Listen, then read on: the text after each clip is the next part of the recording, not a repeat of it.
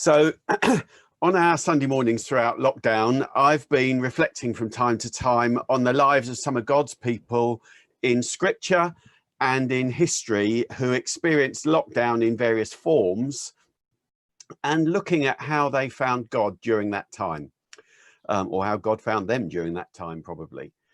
So today I'm going to be looking at the story of Noah, which is a bit daunting, as those of you who've been watching Dave Oliver's daily videos will have seen that Mark Mumford, who's a far better speaker than I am, has also been speaking about Noah on there this week. I'd already been planning to talk about Noah, so I'm going to go ahead with what I'd been thinking about as well. One of the things that has struck me as I've been thinking about what do we talk about on Sundays is there is no shortage of God's people who have experienced lockdown. So we got plenty more, even if this goes on for longer than we're expecting. So you can read the story of Noah in chapters 6 to 9 of the book of Genesis, which is the first book of the Bible. I'm actually always surprised that the story of Noah is so popular for teaching in Sunday schools, as it's a story of depravity, judgment, and almost the whole population of the earth being wiped out. So I really don't understand why it gets taught to children, but we'll leave that on one side.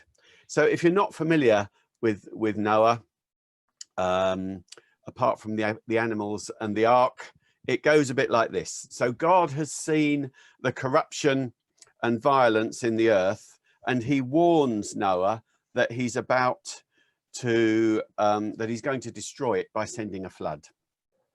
He gives Noah instructions and a plan to build an ark with a floor plan that's actually a bit larger than a full-size football pitch. God instructs Noah to take his immediate family, his wife, his sons, and their wives into the ark, along with 7 pairs of some animals and 1 pair of other animals, and plenty of food. Noah has a very literal lockdown experience, because Genesis 7:16 tells us that once they'd all gone into the ark, God shut him in. So he was literally shut in by God. And sure enough, the rain comes and the earth gets flooded. And Noah spends, by my calculation, I might be wrong, a year and 10 days in the ark with his wife, his 3 sons, his daughters-in-law, and thousands of animals.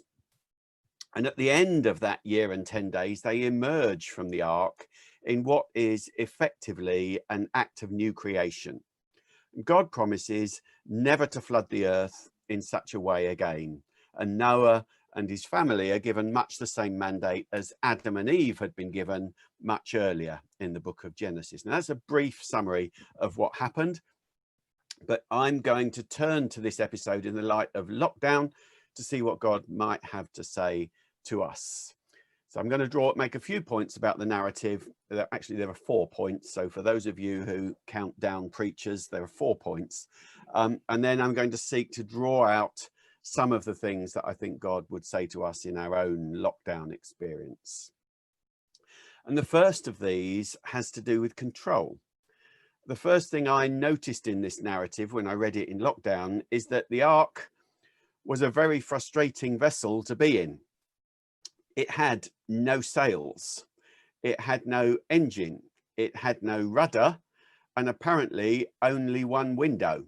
It was a massive wooden box. And once inside and afloat, Noah and his crew had absolutely no control over where they went. They were driven by the wind and the currents. Now, we'd say that God was behind where the wind and currents took them, but they had absolutely no control themselves over where they went, at what speed, couldn't avoid anything that they didn't want to go past. Just no control at all. They went into lockdown with absolutely no control over how long they were there, when they could emerge again, or where they ended up. And the text suggests that there was only 1 window in the ark, which must have made it pretty dark and smelly place as well. So for Noah and his family, lockdown was a time of having to give up any pretense of control over their lives. They had to cede control to God. They were, in a very real sense, shut in with God.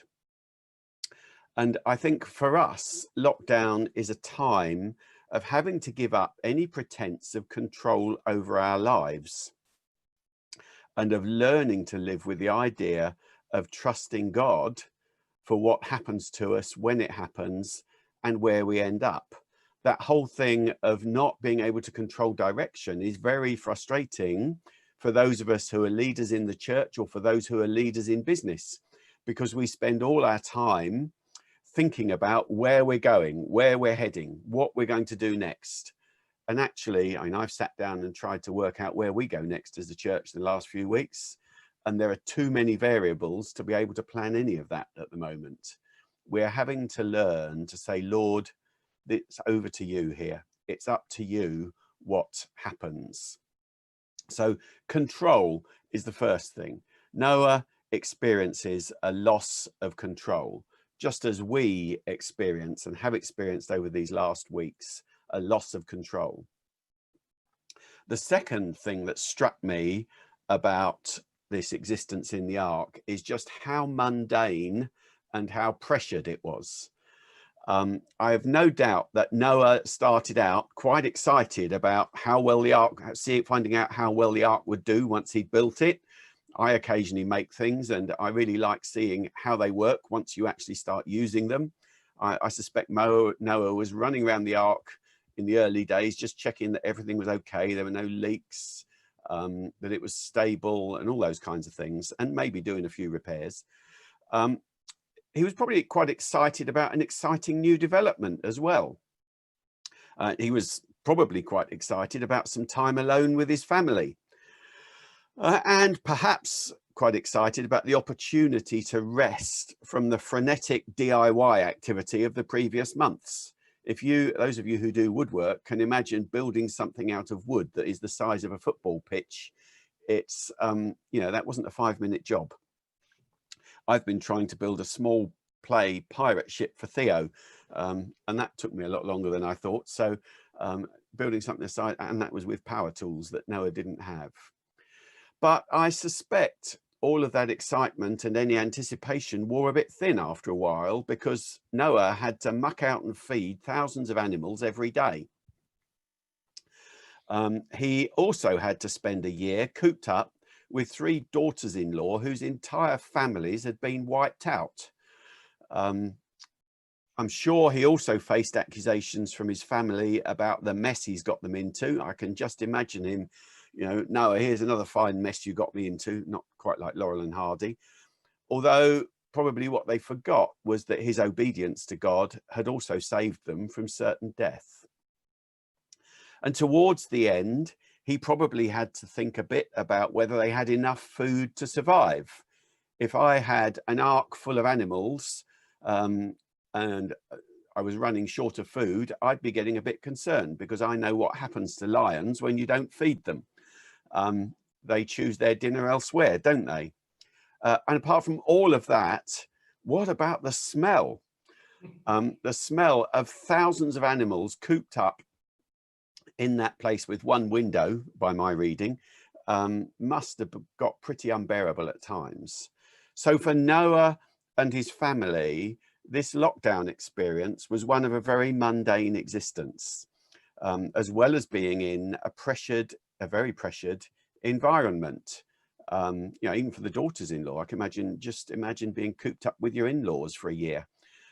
It might not be good. I'm very glad that I get on very well with my daughters-in-law or son-in-law, and I used to get on very well with my parents-in-law, but I'm not sure I would want to be cooped up with them for a year. So many of us are also living through a time of mundane work and pressures that we don't feel entirely comfortable with. We've found that far from being a time where we get rest and more time with our families, it can be a very pressured time. It's a time when we have to do a load of tasks we wouldn't normally have to do, but actually they are part of the time that God is leading us through. And we do need to be seeking for ways of experiencing God as being present in them. So that was the second one. The third one is the world changed while they were locked down.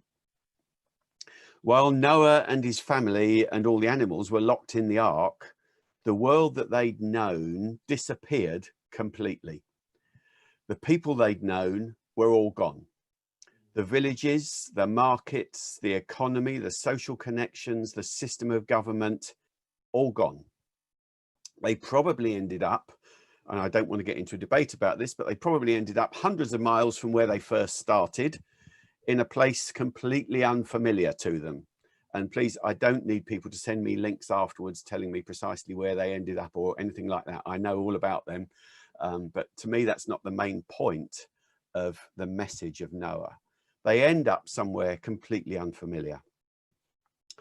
Now, we are divided in our thoughts about the future. Some of us would like to get back to how things were as soon as possible, please, and exactly how they were. Some of us are excited at the prospect of building something new and leaving behind some of our old ways of doing things, while others dread the idea of yet more change or having to embrace yet more technology. Phrases like the new normal get bandied around, and we wonder what that might look like. I've been spending quite a bit of time praying and thinking and preparing for what the next normal might be for us as a church. But what we do know is that God has been at work in us during this time, and he is preparing us for whatever comes next. And while I do read papers suggesting strategies and tools, I also know that we will find the path to the future by learning to lay hold of God again as we seek him and pray day by day and week by week. And when we emerge from this, some things will have gone forever. Some of them as simple as names on the high street, but these defining events change the way we do some things forever. You know, air travel, for example, was completely changed by 9/11 and is probably going to be completely changed again by what's happened recently. So when we emerge, some things will have gone forever, and some of them might be things that we will mourn the loss of, but there will also be the new things that God will lead us into, and a valuing of some things that we've taken for granted up until now, things like relationships, connection, family and community. It was interesting in Dina's interview there how it was that sense of connection and relationship that she was finding really valuable. So we do also need to be mindful of the need for change, and that some of the change that's going to come upon us is actually God ordained and God given. Now, for those who don't like change, that's not a very positive message. For those of us who spend our whole lives dealing with change, it's not such a positive message.